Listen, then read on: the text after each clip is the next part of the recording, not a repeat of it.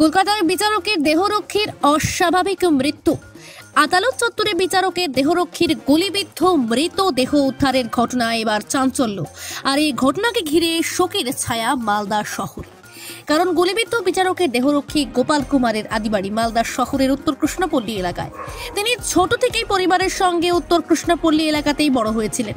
তাই তার আকস্মিক মৃত্যুর খবরে এদিন শোকের ছায়া নেমে এসেছে কৃষ্ণপল্লী এলাকায়।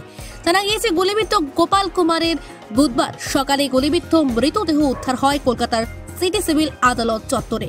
তবে আত্মহত্যা সম্পর্কে এখনো কিছু জানা যায়নি।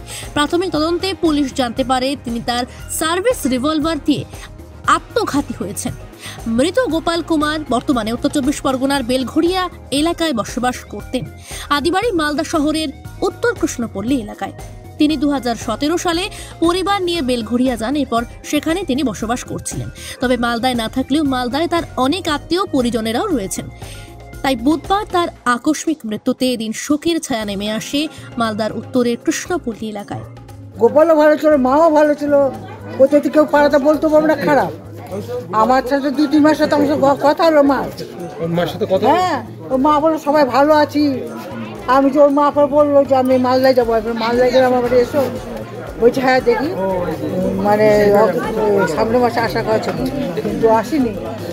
বলছি কিছু শুনেছেন? আমরা তো কোনো কিছুই শুনিনি, এখন তো আমি জানলাম ব্যাপারটা। কিন্তু ওই ধরনের ছেলে সেটা ভাবতে পারছি না আমরা। হ্যাঁ, ভাবতে পারছি না তো। খুবই ভালো ছেলে তো। যোগাযোগ ছিল ওর মায়ের সাথে? হ্যাঁ, যোগাযোগ ছিল। কি নাম ছিল ওর মায়ের? না, অর্চনা কুমার। আপনার নাম? মঞ্জু চৌধুরী।